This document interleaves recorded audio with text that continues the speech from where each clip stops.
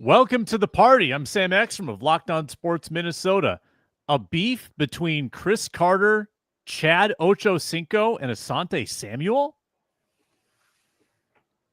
Hey, this is Arif Hasan at Wide Left. Luke Braun is in the Twin Cities, and I will find him. I'm Luke Braun from Locked On Vikings podcast. Yep, he's going to find me, and hopefully nobody else does. What's happening, Luke Inman at Luke_Spinman? There's no way this computer is going to freeze 2 shows in a row. There's just no way. Locked On Sports Minnesota podcast. It's endless Minnesota Vikings talk with the diverse voices of your local experts. It's time for the Minnesota Football Party. It's your guys hanging out talking next level Vikings football. So join in with Arif Hasan, Locked On Vikings Luke Braun, Superior Sports Talks Luke Inman, and Vikings insider Sam Ekstrom, plus the biggest names in Minnesota football for the Minnesota Football Party. And it starts now.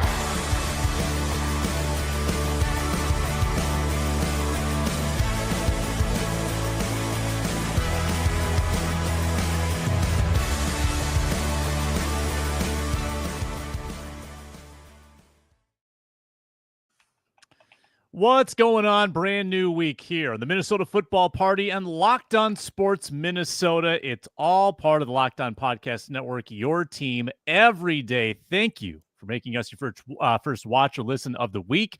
Make sure it's Locked On Vikings for the second one. Find our video streaming on the Locked On Vikings YouTube channel, audio on the Locked On Vikings audio feed, video also on the Locked On Sports Minnesota YouTube channel. Plenty of ways to watch and listen as always. You met the fellas. The show is brought to you by Game Time. Download the Game Time app, create an account, use code LOCKEDONNFL for $20 off your first purchase. Before the show is over, we will tell you, you didn't want to know, we're going to tell you anyway, about a beef involving Cris Carter, Chad Ochocinco / Johnson, and Asante Samuel. Yeah, we'll take sides in that.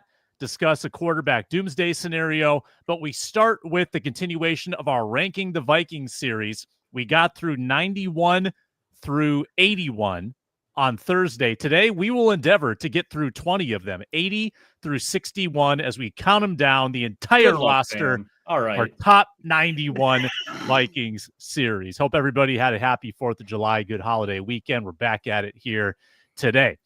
Let me share the screen. We'll show you and quickly review where we were at with the rankings when we left off. We were going to try to get through 20 last Thursday. Didn't happen. That's okay. We ended controversially where I said that Tim Jones was in my bottom 10, and Luke Braun attacked me. I mean, he just opened a firing line on me and basically told me that I don't deserve to have a football podcast because I had Tim Jones, number 81. So that's where we left off. You know what's crazy about that, Sam, is that I agree with Luke Braun's take, but also Luke Braun shouldn't have a football podcast. Yeah. Nobody said anything wrong so far. Nobody has lied or been incorrect yet today, so that's good. For those listening, our Mr. Irrelevance on Thursday, a lot of people probably had the holiday weekend. Maybe you need to get caught up. My Mr. Irrelevant was Robert Lewis. Arif's was Miles Price, the wide receiver. Inman went with the Aussie punter, Oscar Chapman. Luke Braun went with the journeyman corner, Khalef Hailasi. I won't recap everybody's bottom 10, but let's get to number 80. Now, reminder, we're dealing with 69-man rosters now. You get a 16-man practice squad, 53-man roster. So we are nearing the practice squad bubble as we get into 70 through 61. But let's start with number 80. I'd like you to rattle off 5. Rattle off 5 to move it along a little more quickly. We'll go clockwise with Luke Inman. 80 for me, Bryson Nesbitt, UDFA tight end, North Carolina. Light pass catching tight end. I want to say he's like 238, more of a tweener right now. A big wide receiver, small tight end. Feels like very far away from being like a true inline blocker right now, but maybe they like him as a pass catcher. Obviously, they need some tight ends back there too. 79, Moosh Williams. I think Arif had him Last episode, I believe 6'7", they got him listed at 291.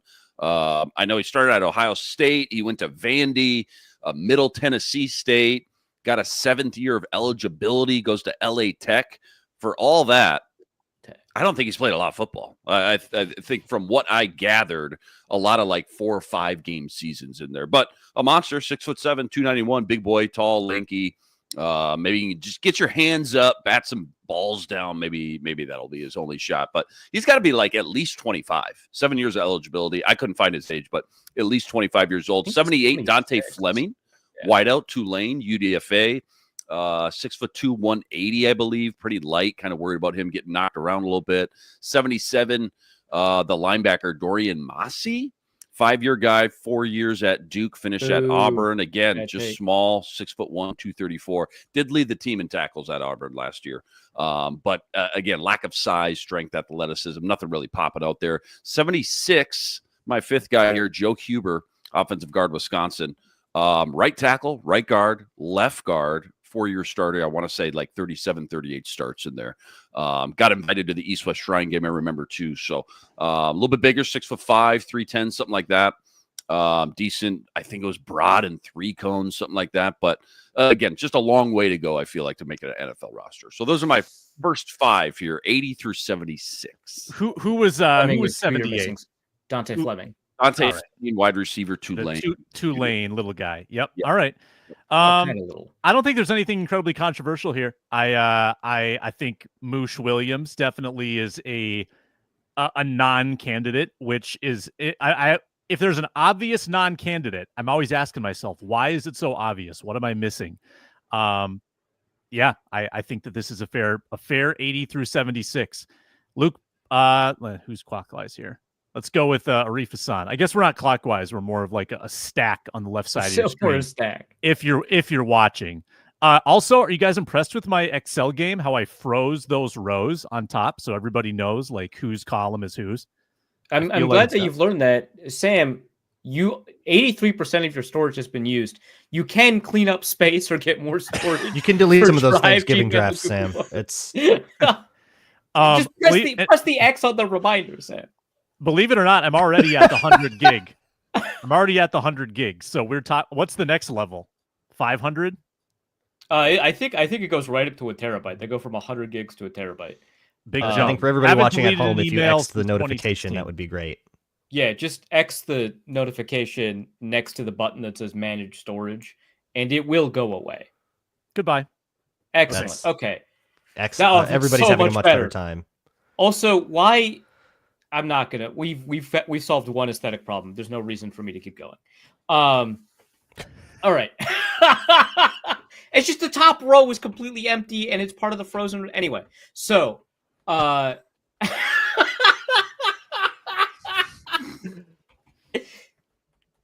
him. Perfect. Got him. There you go.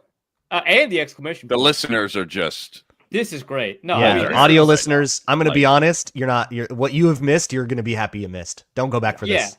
Yeah. I love doing this to the audio listeners, who I believe are the majority of our audience. This is a mess, Sam. Wow. We are in peak off season right now. There you go. That's sure. All right. So, Sam, are we ready? Ready. Are we Go for rolling? it. Okay. Dante Fleming, I usually like Tulane wide receivers. I've liked a lot of them. This guy was not on that list. So 6'2", 180. I wouldn't characterize him necessarily as small, but he is thin. Michelle Powell, safety from Miami. I don't know anything about him, so here he goes. The Emperor of Ethiopia, Khalif Hailasi, is my 78. I believe everyone has him lower than me. That's fair. Keenan Garber, cornerback, rookie from Kansas State. I did have the opportunity to watch him between last time and now, and I did not come away overly impressed. And then because Luke slandered Jonathan Harris, I looked up at Jonathan Harris, and I'm not going to say Luke was right. Can't go that far. We're not going to go that far. But At the end of the day, he ends up like 4 spots different on our list. Yeah, I don't anticipate him necessarily being a high tier candidate for the practice squad. Is how I'll put that. Nice. That's Arif Hasan, 80 through 76. How about Luke Braun? Yeah, this is kind of where you just start looking at all the undrafted rookies and making your choices. So it's going to be just a big, we're past the like journeyman clear camp body types, and we're into just, all right, here's your undrafted rookies that are maybe going to fight for practice squad slots. So I'm starting at 80 with Alexander Moosh-Williams. Next I have Zeke Correll. I think he's got a great path to the roster. But undersized center from NC State. Maybe I'm a little I'm not over it yet. All right, maybe I'm not over it, and I'm not ready to replace him. Mish Powell is next, then Dante Fleming, and then I have one that I know I'm going to be lower on than everybody else, and it's going to maybe be controversial. My next is Chaz Chambliss, mostly because when I watched Tyrion Ingram Dawkins, I also got to watch a little bit of Chaz Chambliss playing next to him, and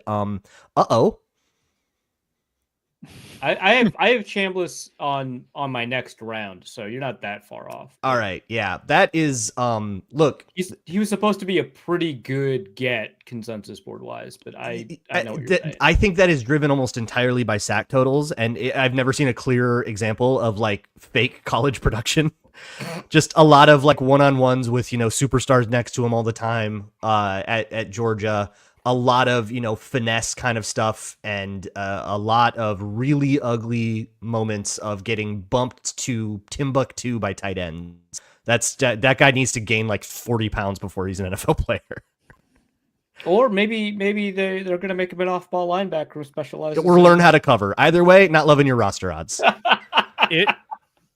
It's got to be a Will Ferrell mid-2000s movie name.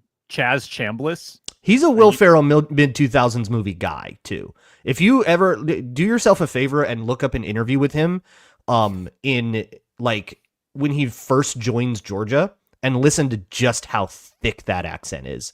Oh boy, that is a country boy. All right, I guess it's my turn. Reading some comments here. Yes, Sloth, absolutely right. We are getting into that territory of Chaz Chambliss could be that guy that gets a really cool sack, and then everyone's like, why didn't he make the team? We're about to hear Chaz Chambliss's name from yours truly. I don't hate him as much as Braun. Certainly undersized, but you think he really struggled to play the run, Braun? You thought it was rough. This is why Braun watches the real football, and this is why PFF is not the be-all, end-all, because the story that PFF tells would be that, oh, he's undersized, but he actually played the run okay, or he still tackled okay. And Braun uses his eyes, and he makes judgments. I'm sure that there are like TFLs that are like ballooning his grade, because there are times when he can, swim past a guy and make a really cool play, and I bet that balloons his grade, but the way in which he loses is like, oh yeah, NFL players are all going to take advantage of that. Number 80, tackle Marcellus Johnson. For me, practice squad guy last year, so he's not like bottom 10 because he's got a little bit of experience, but I don't think he's really got a shot. Miles Price, I think it was a late UDFA, and I believe everyone else has him in their bottom 10, I think. Actually, Braun, you have him higher? I don't see him on your list yet. No, he's right there. It's 84. Oh, yeah. 84? Oh, I was like, did I forget him? My mistake. Go back.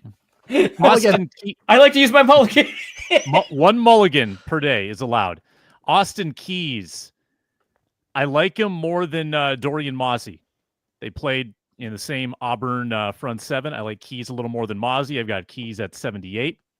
I've got Ben Urasek, the tight end, at 77. Really? That's good. Interesting. Too high, too low? A little low, but I mean, again, I think I had him on my initial 53. Yeah, I think that makes sense. What? Yeah, as the fourth tight end. Yeah, not over Bartholomew. The thing between guy ranked 52 and guy ranked 70 is that there's not actually a ton of daylight there. That's very true. It's just the slander of the Italian stallion just knows no end. I mean, this was pre-Italian stallion, but when will it stop? When will it stop? So I go Johnson, Price, Keys, Urasek, and then Chaz Chambliss at 76. Right in the same spot as Luke Braun. Let's see, where are we at? We got 75, 71 coming up. We're going to take a quick pause. I think we have to stop sharing the screen as well. And we'll be right back with our next five on the Minnesota Football Party. Don't go anywhere.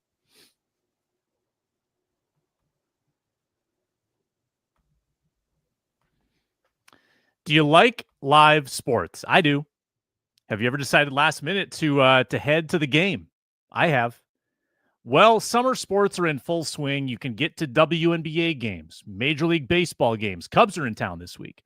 Might be a great opportunity to go see a really good Cubs team, probably a full ballpark against a Twins team that they're trying. They're trying to get back in the mix. All that's available to you at Game Time. They're an official ticketing partner of Major League Baseball. They've got great zone deals. You can get in the building up to 60% off before first pitch or the opening tip-off. Great last-second deals at Game Time, and it only takes a couple of clicks. You get the view from the seat, and there's no hidden fees when you toggle that on. So make sure you take the guesswork out of buying tickets with Game Time. Create your account. Use code LOCKEDONNFL for $20 off your first purchase. Terms apply. Create an account. Redeem code LOCKEDONNFL for $20 off. Download the Game Time app today. Last-minute tickets, lowest price, guaranteed.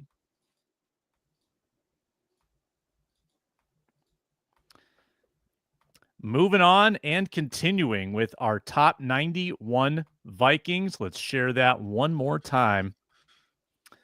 Luke Inman, take it away, 75. Michelle Powell, safety, Miami. I, too, don't know anything about this guy. I want to like him. Safety from Miami, sure. But until I find out anything about him, he's going to have to be 75 on my list. Jonathan Harris, edge.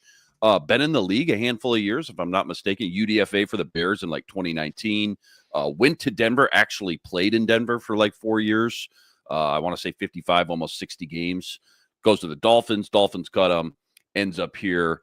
Don't know a lot about his skill set. I know he sets the edge pretty well, but the fact that he actually has played games in the league, I had to put him at least in this second or third round here. Elijah Williams, edge, Morgan State, UDFA, MEAC Defensive Player of the Year. So watch out, guys. Started 42 games. Do that to him. Nice inflated stats down there at Morgan State. I like to see you do it, Luke. Oh, I can. Tweak my back though, so maybe a little bit. Just you know how it goes. Small school guy, just a big jump in competition. Just feels like a long road ahead. I feel like, but 2-3 years on the practice squad. Who knows? Where are we at now? Marcellus 72. Johnson, offensive tackle, UDFA for the Giants. I know last year, Vikes picked him up, I believe, after like week 1 or week 2 last year. Left tackle for Eastern Michigan, started at Missouri the first couple years at right tackle, had an ankle injury, only started like 5 games. And then Chaz, linebacker, Will Ferrell movie, Chaz Chambliss, linebacker, Georgia, rounding out this next top 5 right here. Yeah, Jonathan Harris is as controversial as you can get. I feel like we all have different opinions of what it means that you've been in the league. You've played NFL games. Does the experience matter? Or if it's not good experience, is that actually a detriment? I don't know. I think when you're in the bottom of a roster like this and you've played a little, and that will help you, you've made teams before, you've been through camps before, and that will help you because you're battling these other guys for a spot. Jonathan Harris is battling Elijah Williams and Chaz Chambliss for that practice squad or that roster spot. But I think for me, the reason I have him as low as I do is I'm asking the question, what does the future for Jonathan Harris hold? And how likely are the Vikings going to use a practice squad slot on a guy that doesn't have the same future as one of these undrafted rookies they might be excited about? It's not like we're going to wait for Jonathan Harris to develop. He is who he is. Mm-hmm. So what's the potential there? Or are we getting this guy at the tail end of his career? It feels a little more likely that this is the tail end of his career. And good for you that you got in for the Broncos a little bit, but it kind of feels like we're past that point. Whereas there's a little bit more of an unknown to the undrafted guys that I have above him, at least. No, I get it. It's just he's beaten so many Elijah Williamses and Chaz Chamblisses along the way to get here. So I just think a typical undrafted free agent has lower odds because most undrafted free agents never make a roster. But not recently. That's what landed him here is losing those battles like the last couple times. That makes sense. I do have him 76. I don't want to push back too hard, but my thinking is just that someone has beaten Chaz Chambliss and Elijah Williams before, and it's Jonathan Harris, right? Some previous iterations of those guys. But yeah, no, I think that's kind of why we looked at those differently, because I was like, well, most undrafted rookies just don't make rosters. So right, the which odds, hey, we're still down here in the undrafted rookies that aren't making the yeah, roster. right, yeah, that's true, yeah. I get what you're saying, though, Braun. I totally get it. Like, okay, we got one roster spot. Do we want to give it to a guy like Gabe Murphy, who he brought in to be that developmental guy, or do you want more of the veteran who, God forbid, our fifth, edge guy has to play? Do we want a guy who's actually played in the league for 4 or 5 years? I get it. I think it just depends on the coaching staff and where the team is at roster-wise, too. Are you in win now mode, or do you have the luxury at a couple positions to keep some of these developmental guys, like a Gabe Murphy, for example, again, on the roster or not? So, yeah, interesting to see where both you guys, I guess, Sam, do you have him on your list actually already? Let me see this. I do not. I have him a little bit higher. Interested to see where. Go ahead. I am valuing the experience a little bit more, but not a ton more. I feel like we're all going to have them within 10 spots of each other. In the end, I think that's going to be still Tim Jones still going to be the most polarizing. I feel like at this point. Tim, you guys are going to forget about Tim Jones by September 20th. The next to go. I'm not going to. He's not on my list for today. I'll be watching the special teams tape. What are you talking about? Punt Tim, gunner Tim Jones? Jones is making it. Tim Jones and Ty Felton punt gunner is like a very likely scenario. Oh, who was the Giants guy a handful of years ago that was like supposedly wide receiver 5? Can't remember his name, but that's the same type of person. I'll look it up. Yeah, go ahead, Arif. I'll figure it out. I'm trying to remember who you're saying. It's not a guy named Pharaoh Brown. That's a Rams guy, but he had Pharaoh Brown vibes to me. What am I on? 75? Zeke Correll, who Luke talked about a little bit. Reddy Stewart, cornerback from Troy, ranked 444 on the consensus board 2 years ago, I think. I don't know a ton about him, but he's 24, 178 pounds. He's a cornerback. Deshaun Jones. So this is the first appearance from somebody who appeared last year, I think, on my list that I at least remember. I think you're right. I had really high hopes for him when he was a rookie last year, but I just think he wasn't meeting them. So there he is. Chaz Chambliss. We already talked about him a little bit. And then Bryson Nesbitt, Nepo baby tight end. I definitely thought Chaz Chambliss was going to have a little more hype. I thought I was going to be fighting uphill there. Yeah, he is a really well-regarded undrafted free agent according to the data, right? So I also would have expected that. I feel like I'm picking against type here on that one, but whatever. Hey, Arif, can you put together a consensus board once we're done and then see how the wisdom of this crowd plays out when it comes to 53-man? Yeah, this won't be tough. Just send it to me after we're done. Great. I will. Luke Braun, next 5. I can't see it. Where did I last leave off? 75. Chaz? Okay. Next up, I have Austin Keys. I don't know a ton about a lot of these undrafted free agents, so I'm kind of just putting them in the middle of the undrafted free agents and kind of hoping I'm not too wrong. Austin Keys, I got Vershawn Lee next, which I think that makes me a decent bit lower. I also have Joe Huber just right next to each other. I don't know what to make of those two guys. I don't really know what to expect out of either of those two guys. Mm-hmm. Then I have Elijah Williams out of Morgan State. And then the last one here is going to be somebody that I have not seen yet on anybody's list, but it's Silas Bolden. I know a lot of people are stoked on him as a possible returner. I do not think he's competing right now, but I kind of think that job is Ty Felton's. I think he's just going to get it.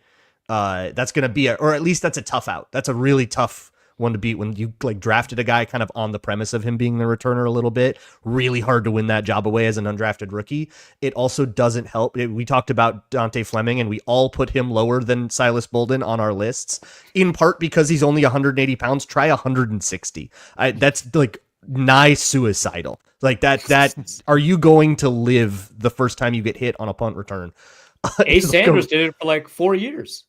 Okay, I'm looking at Rondale Moore, who also is known, small, and people blame his size and the injury issues that he's 181.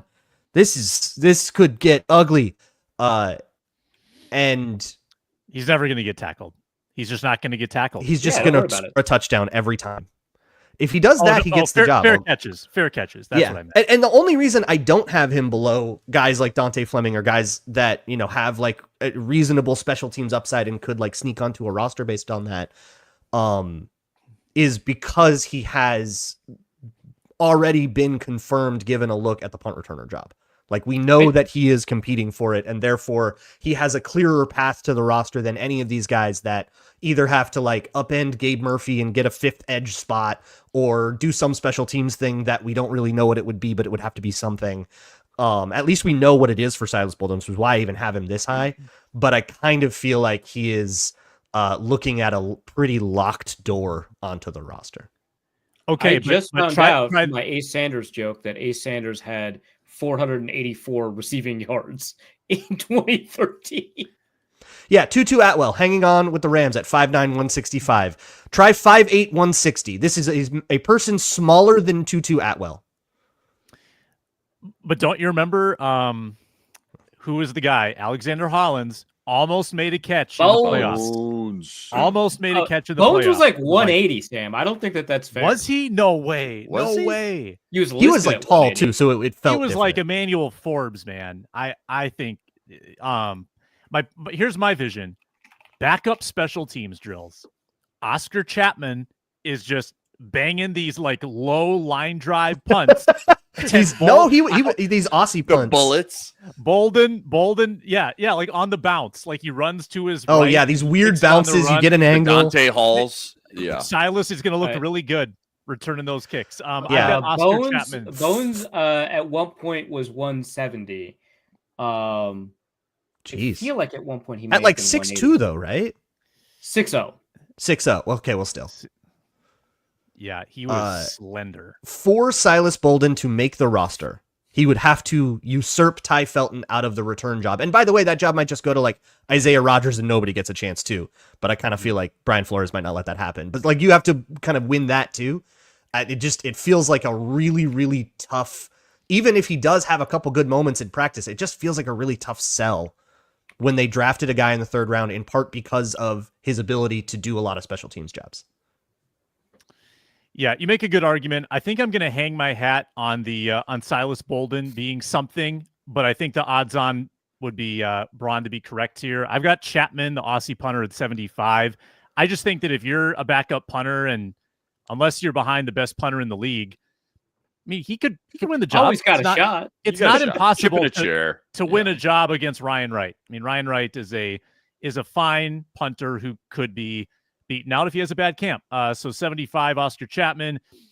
Elijah Williams, let's not forget, rookie camp signee. Sometime, and Arif, you've done the research on this. The Vikings have a history of making something out of that type of player, correct? I mean, this is something that happens. Yes. It's a you are 4 times more likely, I think that's the number, 4 times more likely to make the roster as a camp signee, rookie camp signee, tryout signee, than a typical undrafted free agent. Because, I mean, and that makes sense. I think you've already cleared a hurdle, which demonstrates something. Yeah. It's fun because I think I'm the highest on Elijah Williams now because I haven't listed him yet. Yeah, I like Elijah Williams. I like the rookie camp angle. I like the college production angle. We'll see. I've got Logan Brown, 73. Apparently, you guys have told me he beat up a guy in college, so I'm gonna dock him for the team chemistry aspect. I do kind of like his resume though. After that, I've got offensive lineman Henry Bird, and that I don't know where you guys have Bird or if you've put Bird yet. 2 years of practice squad experience, so he's more experienced than a lot of your camp bodies, but again, hasn't really made a roster. I think he's mostly a tackle, if I'm not mistaken. And then 71. Here's a big one. Brett Rippon. You think Brett Rippon gets cut? Ron has swayed me with his Max Brosmer propaganda. This is just a take for take's sake. Got it. Let's not forget. You don't have Brosmer on your list yet, right? This is your take is Brosmer wins the QB3 job here. Okay. Right. Everyone should have a QB on there somewhere now because somebody's getting ousted. Yeah. Yeah, I think that Rippin's thrown like 9 interceptions in 4 NFL games or something like that. I think we're forgetting that he's been a bad NFL player. So that's my number 71. We're into our 70 through 61. Why don't we knock out 5 more before the next break and let's fly? Luke Inman, hit me. Yeah, Zeke Correll, center, North Carolina State, transferred to Notre Dame. I am ready to get my heart broken again on this guy. Who does he sound like? Football IQ, wins with technique, not really that strong, doesn't have the raw power. I'm kind of intrigued by him. I know he was a top 10 4-star recruit coming out of high school, and apparently he was very solid right in the middle of that Notre Dame offensive line last year. Max Brosmer, here's my first quarterback. Max Brosmer next. Jayshon Jones next. Again, another Maryland guy. A lot of not hype, but just we were intrigued about him last year. Entering year 2 now, it just seems like he's got a long shot to make the roster. Trey Stewart, running back, UDFA.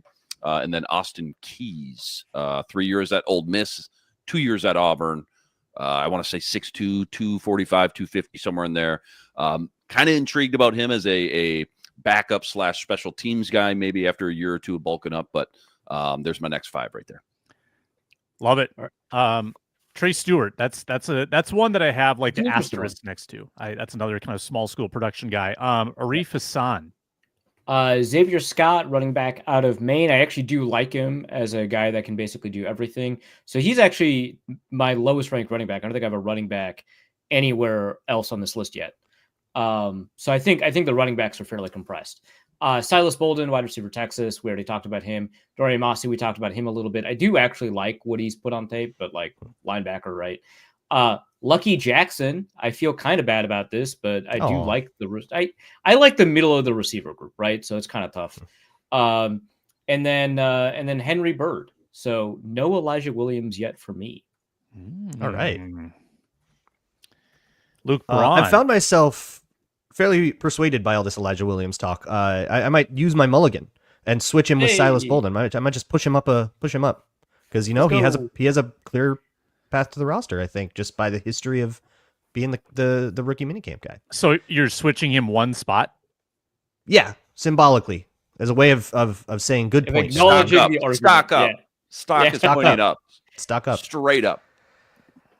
My next 5 are Dorian Massey. Then I have Keenan Garber out of Kansas State. I have Reddy Stewart. I similarly don't know a lot of what to make out of him. I kind of have a string of guys that like feel like they have decent grasps on a practice squad slot, which are Reddy Stewart, Henry Bird, and Marcellus Johnson. Who was 70? Keenan Garber. It went Dorian Massey, Keenan Garber, Reddy Stewart, Henry Bird, Marcellus Johnson. Dang it. Dorian. You screwed it up. Massey. Also, you spelled Reddy Stewart wrong, I think. No. Double check. Reddy. I would bet it's Stewart, right? I would bet a substantial amount of money that it's no, you got it. No, you got it. Stewart. Yeah. And who was your number 69? Nice. After Dorian Massey was Keenan Garber.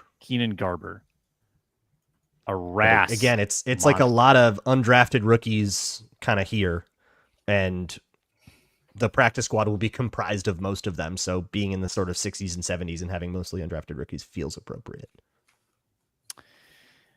There were 2 guys that you guys have mentioned that I'm wondering if I goofed in my list and I left out. So I got to decide on the fly where I put Xavier Scott because I think I left him off. Well,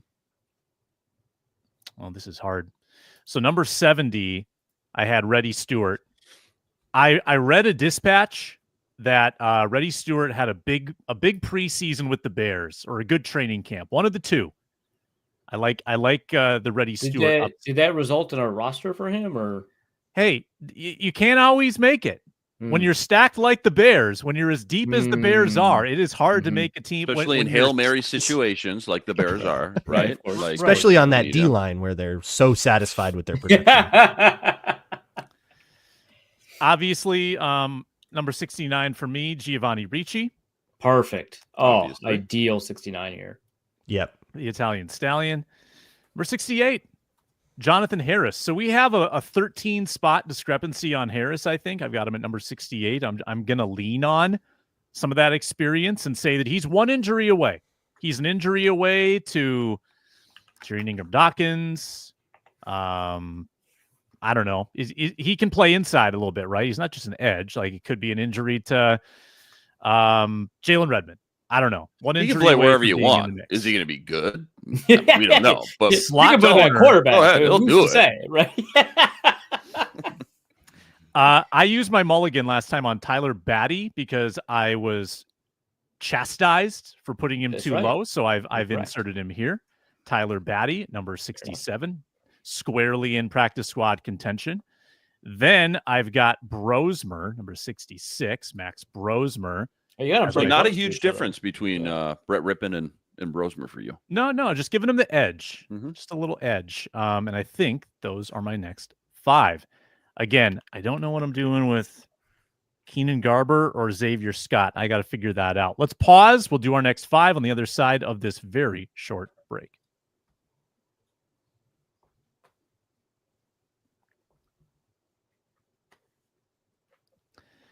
And it's Luke Inman's turn for 65 through 61, the final segment of today's ranking. Reddy Stewart, Silas Bolden, Lucky Jackson, R.I.P., Henry Bird. And then I got Thayer Thomas, as much as it hurts. Henry Bird. So you stocked up on the wide receivers here. Bolden, Jackson, and Thayer. Always like Thayer. We'll get into Thayer. Is this year 3 for Thayer? This has got to be third year. Yeah. Did he have an injury that wiped out one preseason, or am I thinking of like? Oh, that does sound familiar. Blake Prohl. Like, I feel like I'm lumping him together, maybe. But maybe. Yeah. Why would that be? Do you think? Why don't you put Chad Beebe in there too? Did Thayer have a famous father? I'm assuming that was. That would probably be the connection. I would think. Does he play music? Does Thayer Thomas play guitar? Does he sing? Maybe that's aspiring DJ. Arif. This is where I put Elijah Williams at 65. Outstanding PFF grades, by the way. Tested well, also, yeah, right? Yeah, tested well. Yeah, no, he's about. I think he's a little bit shorter than you want at the edge, but other than that, like, the testing is great. Then I have Austin Keys, who also had really outstanding PFF grades. Like 6'2", 247, right? Something like that. This is also where I have Trey Stewart running back. So it's not too much of a difference between him and Xavier Scott. And then Joe Huber and Michael Jurgens, which I think is one of the few repeats after Lucky Jackson, right? Yeah, I think that's the only one after that who's on the roster recently. That's cut territory. You've got Jurgens, yes, on the bubble. Correct. I would If he love to be wrong about this. If he gets cut, and not to spoil the rest of your list, but if he gets cut, who's the backup center? Who's to say? Where do you have Carell and Huber? Do you have them? They're Huber's right next to Jurgens, right? So there's that. There. Okay. And do you not have Carell yet? Rashawn Lee? Carell is. You got Rashawn Lee way back there. Yeah. Okay. So Look, I don't know, I don't think it's Vikings might trade crazy for a guy. to imagine a world where one of these guys does beat out Michael Jurgens. He was a mess in the preseason last year. Correct. Yeah. But the Vikings coaches would have you believe otherwise. Maybe I'm just wrong. Maybe they. Yeah. didn't, Also, important to note that this isn't when we get to the top 53, that's not our 53-man rosters. This is just like a ranking of however we want to rank these players in terms of probability that they'll make it or probability that they have an impact. So at somewhere, what I'm really kind of expressing here is that the guards and centers that are at the bottom of the list are really close together, right? Mm-hmm. And so one of them is going to beat out my ranking, but I think that they're all so close to each other and none of them are that good that it's almost immaterial. Plus they could just grab a guy for waivers. Braun, give me 5. I kind of did the same thing that you guys are starting to do, where it's like, okay, one of these guys is going to get a practice squad slot. I don't really have any idea who, but I have Xavier Scott and then Trey Stewart as my next 2. One of these guys is getting a spot. There is a spot for one of them. I have no idea what to make out of them or which it is. I guess if I had to gun to my head pick one, it's Trey Stewart, but they're next to each other kind of for that reason. Then I have Zamiah Vaughn. I think I'm a little higher on him than a lot of people. I'm going purely off of the fact that there were some reports that he looked pretty cool at OTAs. That is literally it. I think you're the lowest out of the four of us. Nobody's had Vaughn. Nobody's had him. I could have sworn. Okay, well, I'm misremembered. All right, well, yeah, Mm-hmm. but apparently he's a dude. And then I have Logan Braun and then Tyler Batty, as we're getting into the undrafted rookies that people seem to think have an outside shot at the 53. Mm-hmm. Those are the next kind of two of mine. Well, Zamiah Vaughn is my number 60, and I ranked him quote this high, for the same reason that you did, because people are starting to talk about him. It's why I haven't said Jay Sean Jones yet either. Final five for me. We're gonna go Ambry Thomas at 65. Has anybody said Thomas yet? No, he was No. Ron Johnson's guy, right? He's also He is like big time. my- Ron Johnson's I got him guy. coming up. 59, so Yeah. Same high school. Yeah, a guy with starting experience. At least you have to put him in the mix for the 53, right? Not that far removed from meaningful snaps with the Niners. I don't know if they were good snaps, but we're having that same debate about Jonathan Harris, about like anyone who's played on NFL rosters. his snaps mattered more had- than Jonathan Harris. Yeah. He had a really big moment in the 49ers 2021 season where they went to the NFC Championship and then lost to the Rams in SoFi. The first time they played the Rams in SoFi, and they needed to win, and he got the game-sealing interception. Like, he had like a pretty good run of play, which I think is very distinct from Jonathan Harris, who like got in as a random reserve kind of Bo Richter type snaps and then like didn't make a team for 3 years. Yeah, I think the Vikings would love to have a veteran corner on their practice. They do every year. They have one or two veteran types that have starting experience in the building. They get elevated a couple times a year. Feels exactly like Ambry Thomas. I'm going to slide Xavier Scott in here where I had not included him previously. I'm going to go Keenan Garber next. Big RAS score. I think it was in the 9s. And is he Kansas State? I believe he was Kansas State. Yeah. Yep. Deshaun Jones, 62. And my 61 is Zeke Correll. Interior flexibility. I'm saving Joe Huber for next show. So consider that.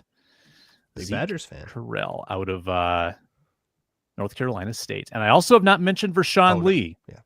That's right. You're pretty high on him. I'm high on Vershawn Lee, as Arif knows. We did it. We got through 80 through 61. Next time we'll do 20 more, ranking all 91 Vikings. Wow, good job, guys. That was pretty efficient. 42 minutes. Well done. Let's dive into this. 42 minutes on the undrafted guys. Good job.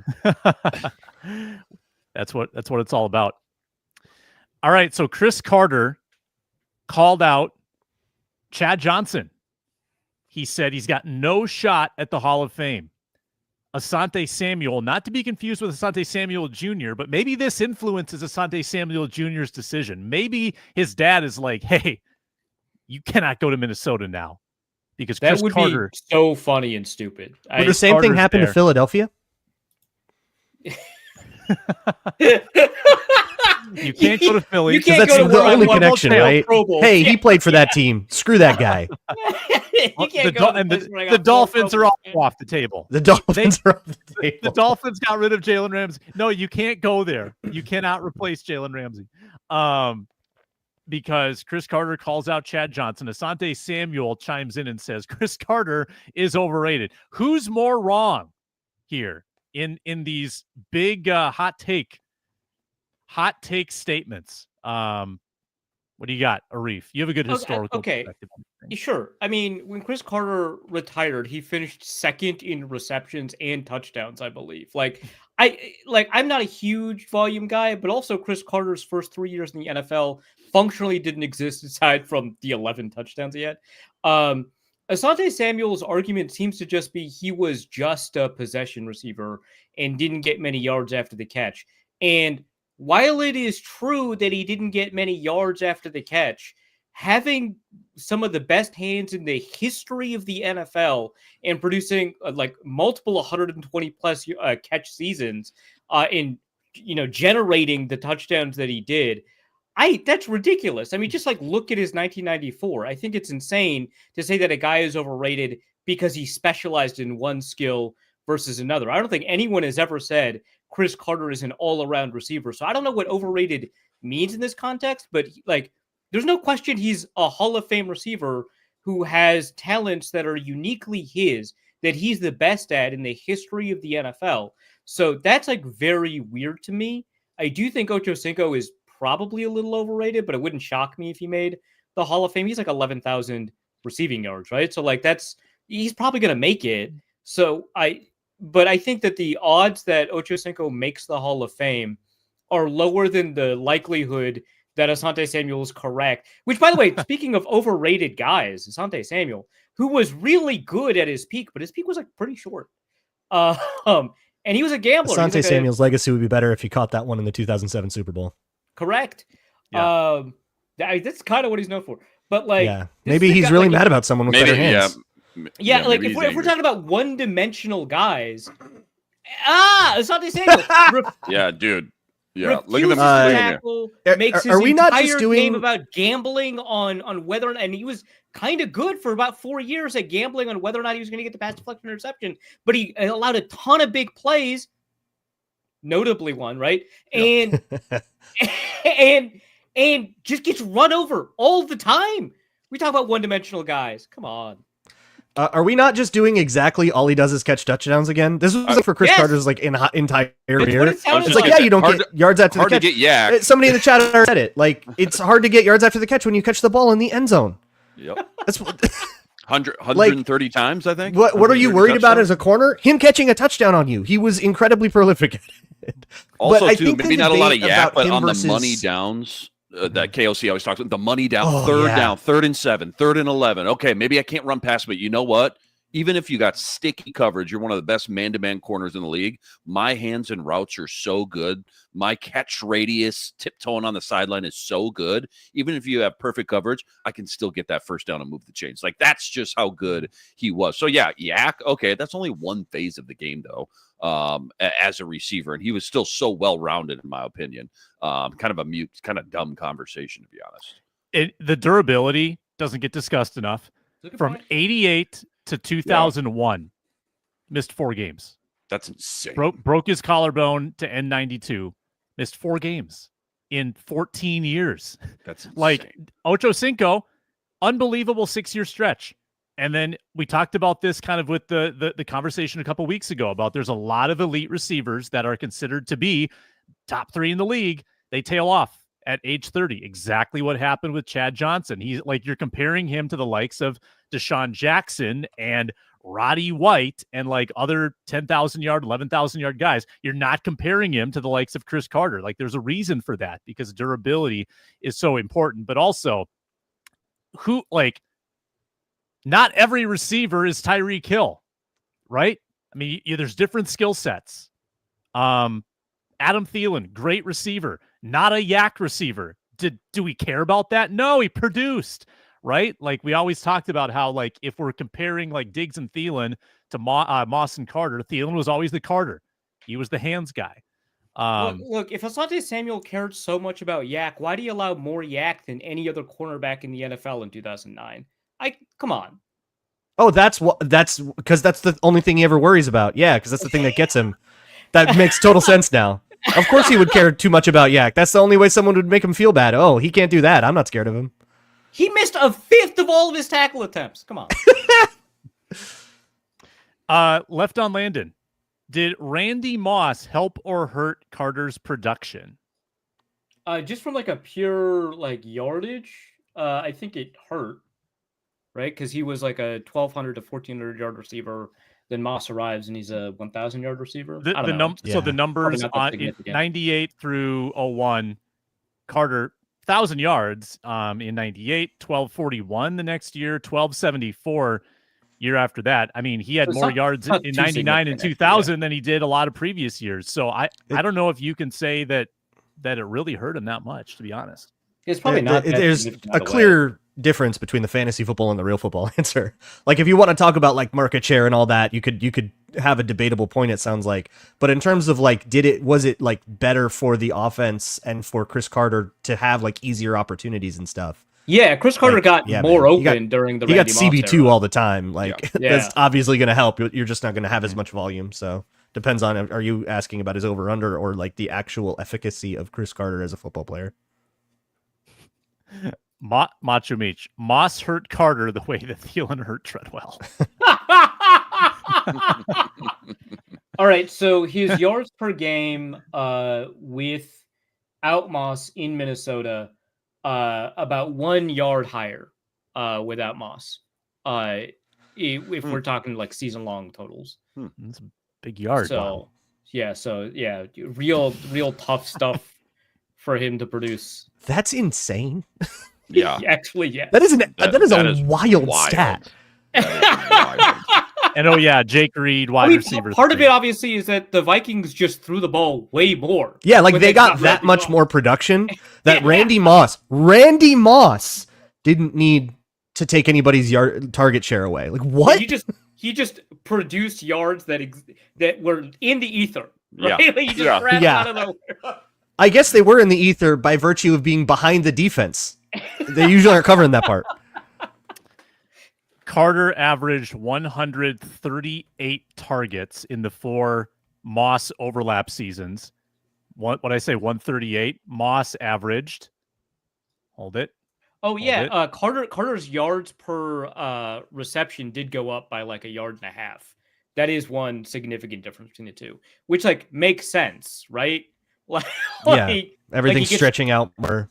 Yeah, 136 for Moss, so Carter still out targeted him. Great. Wide receiver 1, Cris Carter. There you go. That's how you define it. Yeah. So what is the debate whether Cris Carter or Chad Johnson had a better career? No, it's just I think what Samuel, because like Johnson bagged on Travis Hunter, I think. Like Travis Hunter. Yeah. He was like, and Cris Carter was like, "You're like 38 or whatever." Like, no, that's wrong. Travis Hunter's coming off. He said he's got a better chance of getting into the Hall of Fame than winning 1 out of 10 reps. And the guy goes, "What's his chance of getting in the Hall of Fame?" He goes, 0. Oh, he's 47, by the way, Chad Johnson. If you want to feel old. Oh God. Well, Star of the fan-controlled football league, I think, if I recall. If you want to feel not that long ago. If you want to feel old, check out Notre Dame's 2026 commit class. Oh, God. It has like 4. Oh yeah. 4 of the wide receivers are sons of NFL players like Larry Fitzgerald. Like I knew Fitz. bad. Yeah. What? Okay, I'll look it up. There's like 7 nepo babies on Notre Dame's 2026 commit list. It's crazy.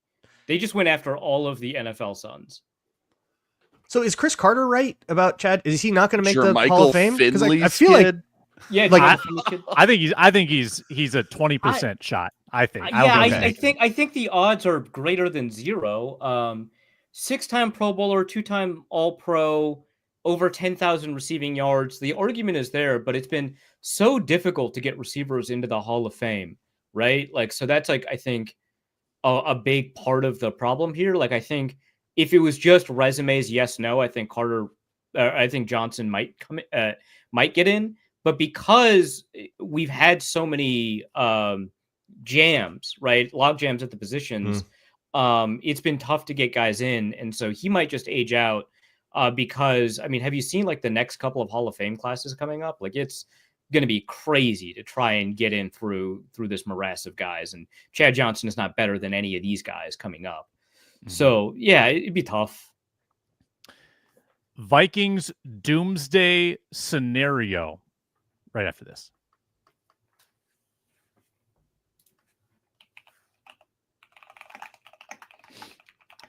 All right, let's make this a 4-minute drill. Start the clock. It's time to execute the 4-minute drill.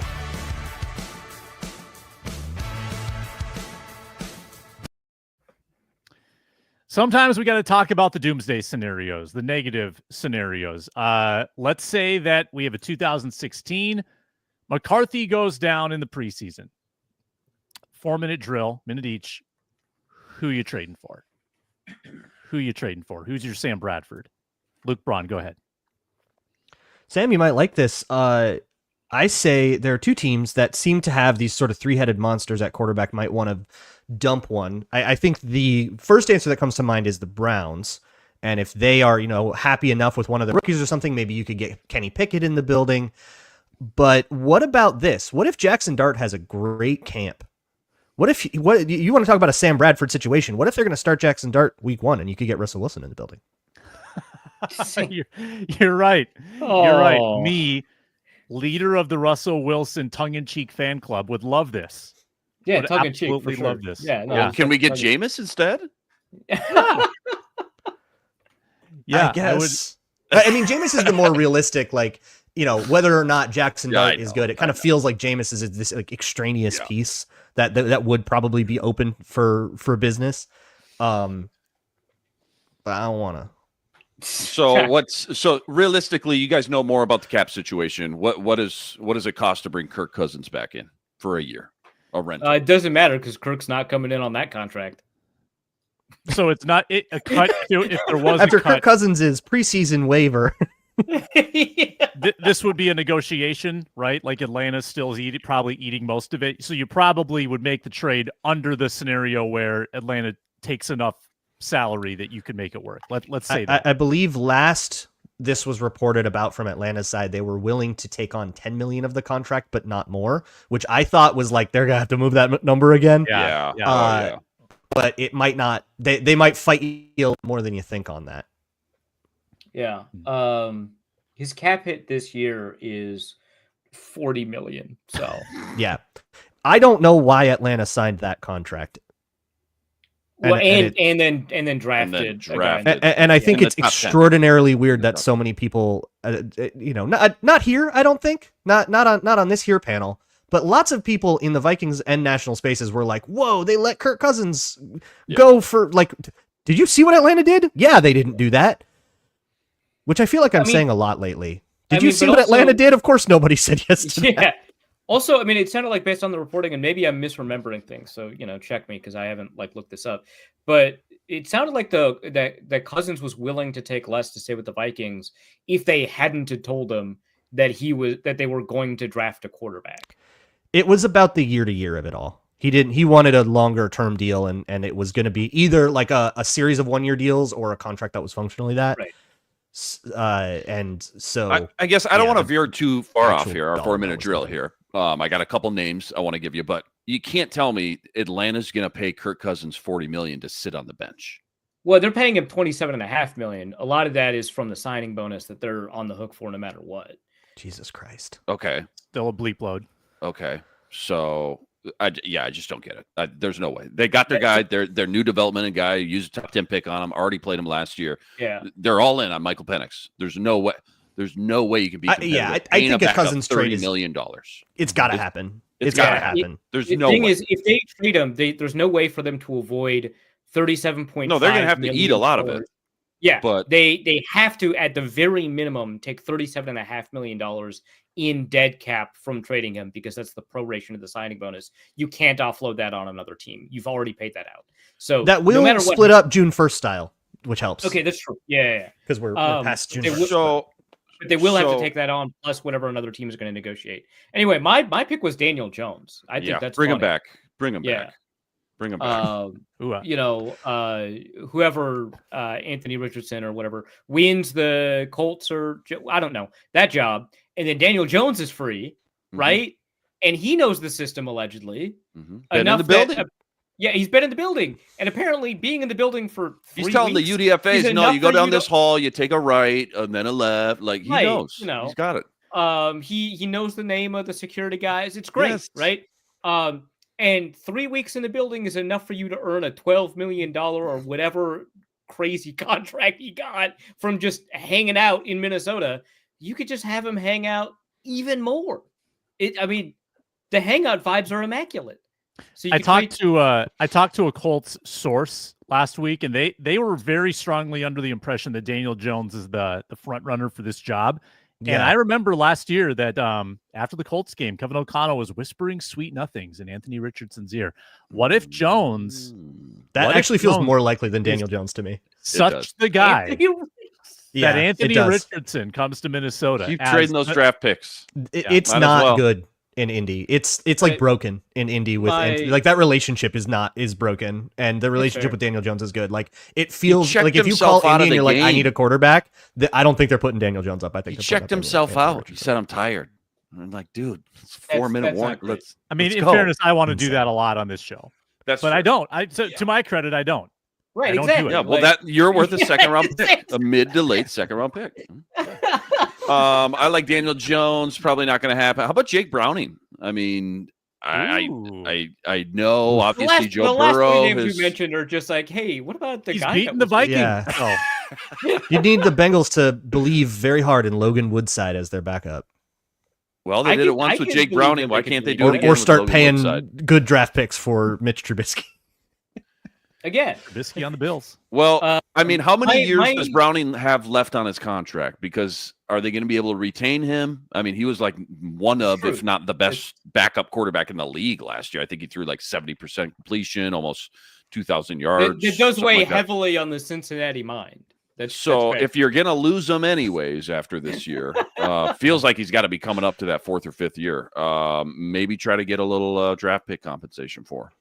I will say we should consider Andy Dalton here, right? Like if the end of the Panthers, it's that you're not wrong, man. God, yeah. The end of the Bryce Young season was as positive as people are saying, which I think so actually. Then hey, they've got all the optimism in the world for this young child out in North Carolina. Drew Lock waiver claim. He gets cut by Seattle. They're happy with Milroe, Darnold. How about that? We got some good candidates. Sure. Inman just had an epiphany. Well, our guy. Who's our guy? Hendon Hooker. Who's our guy? Hendon. Oh my God. Go get him. Go get him. Imagine giving up draft capital for Hendon Hooker. Go get him.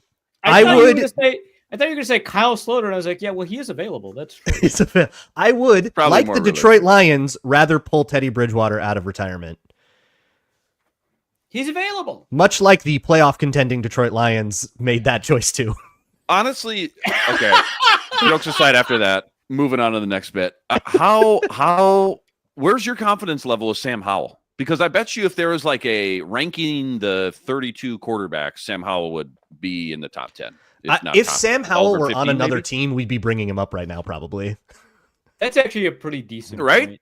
Yeah. That's a good point, right? And hey, by the way, like I just mentioned Daniel Jones. What is Sam Howell if not a shorter Daniel Jones? With less starting experience. And more turnover prone, I think. I mean, if you include fumbles, no, he's not. That's a pretty good point, actually. Yeah. Those are out? Yeah, not tapping out. No. Oh, James Kudow. That's a great one. Get Joe Milton traded again. If game we against can't get Jacksonville was Hendon, great. Luke, Bring him if we in. can't get Hendon, another Tennessee guy. Yeah. Joe Milton. I was thinking if you can't get Anthony Richardson, another insano athlete that doesn't know how to play quarterback. Somebody in the chat mentioned Taylor Heineke. The Chargers have Justin Herbert, Trey Lance, and Taylor Heineke in the building. You might give him a call. Like that's a Easton Stick also. No, Easton Stick is long gone. Oh, he's gone. PHT, I'm not in hell right now as a Vols hater. Talking about all these failed Vols projects is bringing me a lot of joy, actually. The fact that they once again all enter the league and then do nothing. Yeah, exactly. We haven't seen him yet. So. We only talk about him in July when we talk about hypothetical trades that nobody wants to do. Yeah. Who was the last? No, he's not in hell, though. He's fine. Yeah, he's totally happy. fine. No, I am thriving. And he's relaxed. Have the Vikes had a good former volunteer on the roster recently that I Cordero Patterson. Cordero. Okay. Thank you. No, there was. Thank you. There was a D tackle that I can't remember who it was. Do you remember when Cordell came out of Tennessee and Tennessee had Justin Long, who was like a second-round pick, and Derrick Rogers, who everybody Justin Hunter. Yes, Justin Hunter. Thank you. Yeah, Justin that Long, was a crazy receiving. And Derrick Rogers, I think, went undrafted, and he had the most hype of all of them. Yeah, that was wild. And then they had that tight end. Tennessee drafted him, Hunter, or yeah. And then they had the tight end that transferred out of Tennessee to like Middle Tennessee State that the Vikings signed and then cut partway through camp because he kept missing camp. He says because of headaches. Later, the rumors were because he kept missing curfew. The Canoodle. Oh, dude, what was his Mike name? Zimmer was mad. I remember he had a crazy mock draftable web though. I remember that. While you look that up, I'll start rolling the credits. We are back on Thursday, Minnesota football party. Luke Braun, you got to love being in Central Time, huh? No more early alarm. Not bad. No. West Coast is God's time zone. I'm glad you're feeling bad. Thanks. No problem. See you tomorrow. Enjoy the Sunshine State, as they call it. Did we get a name? Did we get an answer to that Yeah, loose did we end? figure it Can't out? find it. Can't find it. 2014. I don't care. Go read Arif Hasan's Wide Left. Watch the postcasts with Luke Inman, Twins baseball every day. Luke Braun, Locked On Vikings. I'm Sam Ekstrom. Thanks for watching. We rank more dudes on Thursday on the Minnesota Football Party.